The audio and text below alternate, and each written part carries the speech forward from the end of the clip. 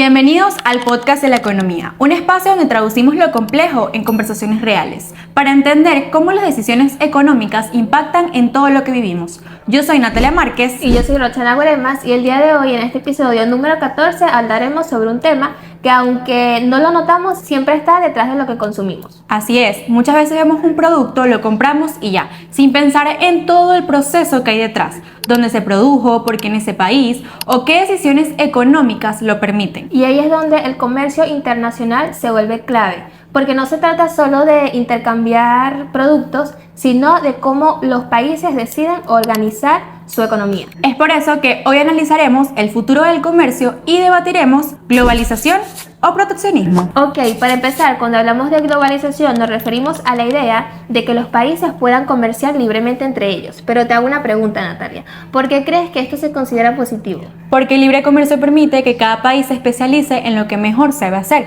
también dependiendo de sus ventajas comparativas con los demás. Es decir, si un país tiene muchos recursos naturales o mano de obra, puede enfocarse en producir, mientras que otros se pueden enfocar en innovación o tecnología. O sea, estamos hablando de aprovechar mejor los recursos, lo que en economía lo llamamos factor tierra y trabajo, ¿no? Exacto, incluso eso hace que todo sea mucho más eficiente. Por ejemplo, hay países donde producir es mucho más económico, entonces muchas empresas trasladan toda su producción hacia allá.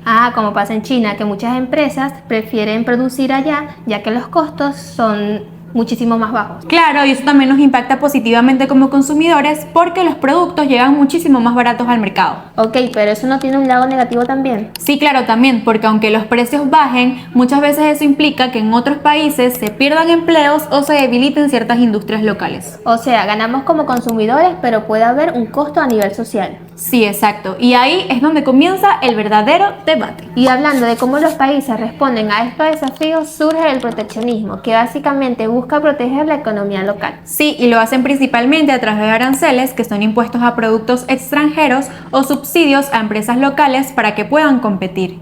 O sea, hacen que lo importado sea más caro para que la gente compre lo nacional. Exacto, y esto tiene que ver mucho también con el empleo porque buscan mantener el trabajo dentro del país. Eso se ha visto en muchos casos como China y Estados Unidos, ¿no? Sí, totalmente, han habido tensiones comerciales entre ellos precisamente por eso, porque cada país quiere mantener o proteger su producción. Pero hay algo interesante aquí, el tema de la seguridad. Sí, eso es clave, porque si un país depende demasiado de otros, puede quedar vulnerable en momentos de crisis, como pasó durante la pandemia, cuando muchos países se quedaron sin acceso a productos médicos o a alimentos. Exacto, y ahí se dieron cuenta que depender completamente del comercio exterior puede ser riesgoso. Incluso hay medidas que algunos gobiernos toman para proteger industrias estratégicas dentro del marco de la globalización. Por ejemplo, la Unión Europea apoya a sus productores de energía renovable con subsidios y regulaciones que favorecen lo local, sin cerrar completamente las puertas del mercado internacional. Y en Japón, por ejemplo, hay políticas que protegen la industria tecnológica, incentivando la producción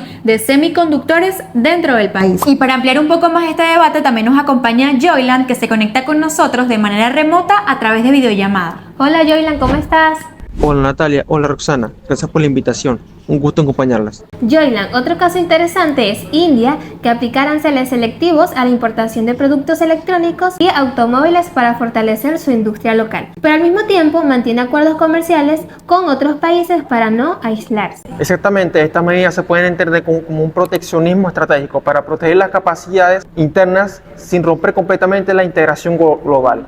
O sea, estas medidas buscan proteger empleos y capacidades estratégicas sin romper la integración global. Exacto, y eso refleja el debate entre la globalización y el proteccionismo. No es blanco o negro, es como equilibrar la seguridad, la competitividad y la apertura al mundo. Muchas gracias, Joyland, por acompañarnos y aportar esa perspectiva al debate. Gracias a ustedes por la invitación. Hoy tenemos como invitada especial a la directora general de la Organización Mundial del Comercio, Ngozi Okonjo-Iweala, que nos acompaña de manera remota para analizar este tema desde una visión mucho más global. Bienvenida, directora, es un placer tenerla aquí con nosotras. Muchas gracias por la invitación, encantada de estar con ustedes. Como vemos actualmente, muchos países están adaptando medidas más proteccionistas.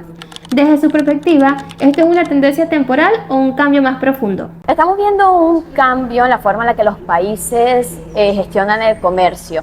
Sin embargo, el comercio internacional sigue siendo esencial para el crecimiento de la economía global. Pero entonces, ¿la globalización sigue siendo el modelo principal para la economía global? Sí, porque permite reducir costos y gestionar muchísimo mejor lo que es el acceso a bienes y servicios. El reto está en siempre que sea equilibrado e inclusivo. Interesante. ¿Y si un país decide cerrarse más al comercio, qué riesgos existen?